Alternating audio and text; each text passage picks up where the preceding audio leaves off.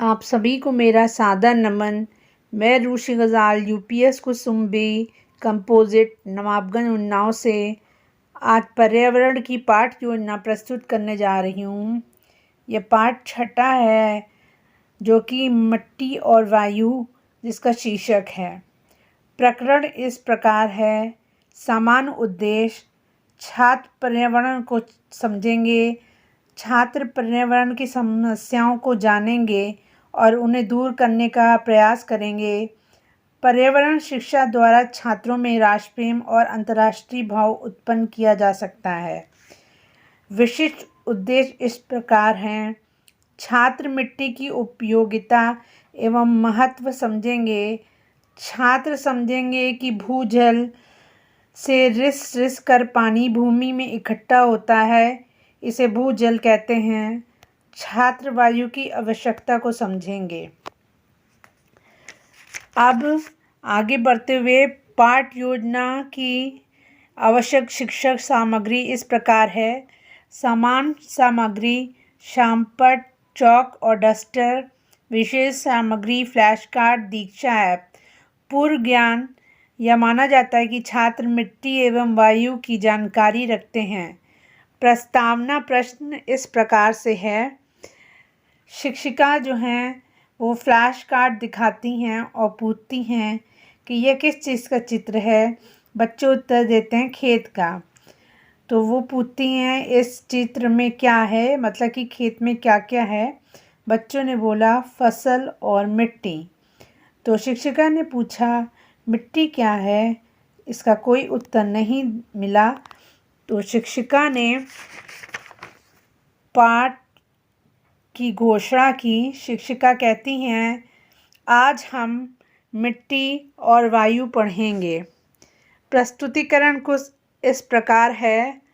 शिक्षिका मिट्टी के बारे में समझाती हैं कि भूमि की सबसे ऊपरी परत को मिट्टी कहते हैं।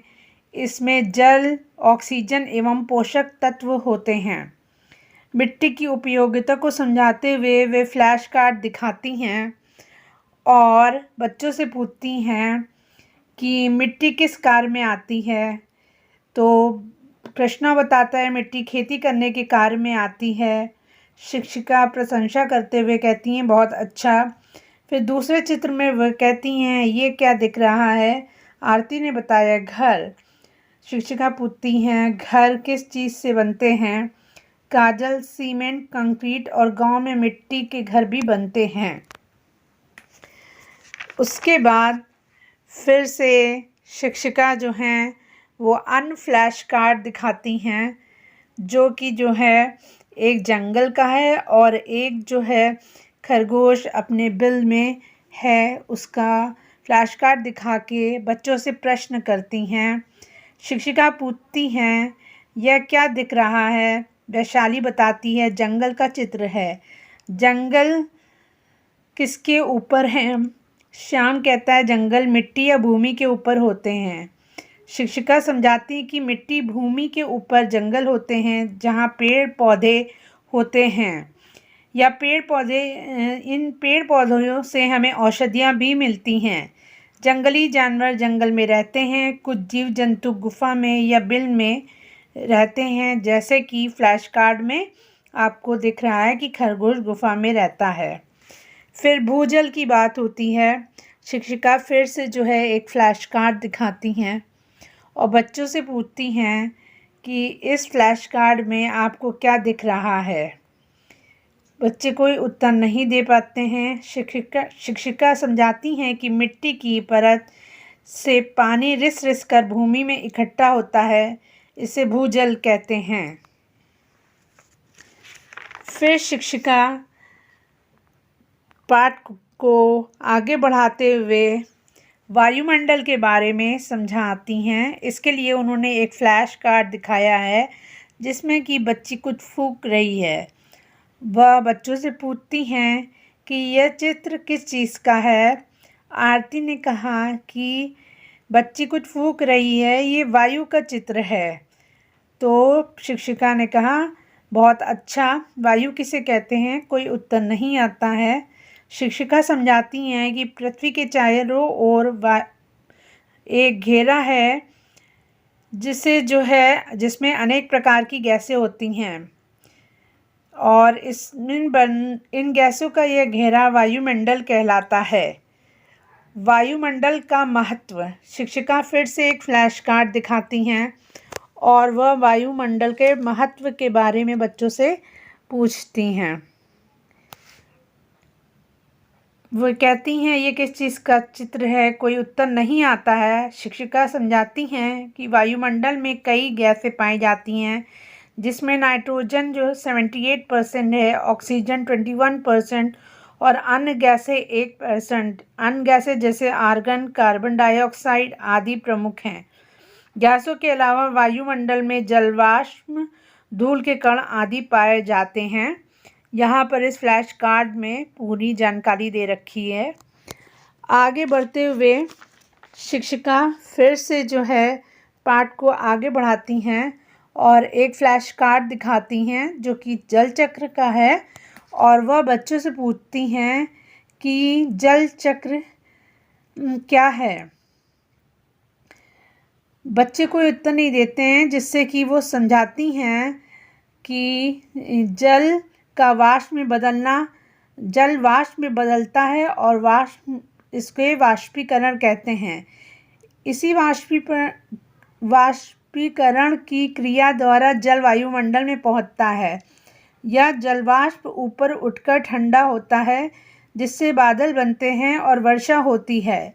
वाष्पीकरण एवं वर्षा की क्रिया द्वारा स्थलमंडल, जलमंडल और वायुमंडल के बीच जल का निरंतर आदान प्रदान होता रहता है। इस क्रिया को जल चक्र कहते हैं। फिर शिक्षिका फ्लैश कार्ड दिखाती हैं और बच्चों से पूछती हैं कि यह किस चीज़, इसमें क्या दिख रहा है। बच्चे कोई उत्तर नहीं देते हैं। शिक्षिका समझाती हैं कि श्वसन जीवन की मुख्य क्रिया है। श्वसन क्रिया में जीव वायु में ऑक्सीजन का उपयोग कर कार्बन डाइऑक्साइड को बाहर निकालते हैं। इस प्रकार जल में रहने वाले जीव भी जल में घुली हुई ऑक्सीजन को ग्रहण करते हैं और कार्बन डाइऑक्साइड को बाहर निकालते हैं। इसका फ्लैश कार्ड इस प्रकार है। फिर शिक्षिका पाठ को आगे बढ़ाती हैं और अब पूछती हैं कि ऑक्सीजन के स्रोत एवं कार्बन डाइऑक्साइड क्यों आवश्यक है।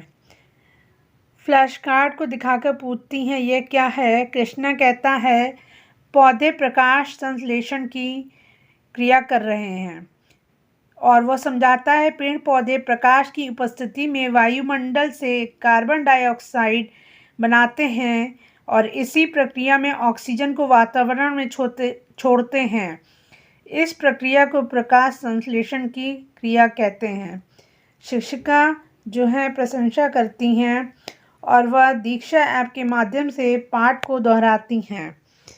यहाँ पर ये पाठ समाप्त होता है। अब शिक्षिका वो श्याम पट गतिविधि पे आती हैं। शिक्षिका सारांश के लिए फ्लो चार्ट बनाती हैं। पहले प्रारंभ करती हैं, पाठ का नाम लिखती हैं, मिट्टी और वायु, मिट्टी की उपयोगिता के बारे में बताया गया, फिर वायुमंडल और उसका महत्व बताया गया, फिर जल चक्र के बारे में बताया गया, जीवन और ऑक्सीजन के बारे में बताया गया, प्रकाश संश्लेषण की क्रिया बताई गई और इसके बाद यह पाठ समाप्त हो गया। आकलन हेतु बोध प्रश्न इस प्रकार हैं।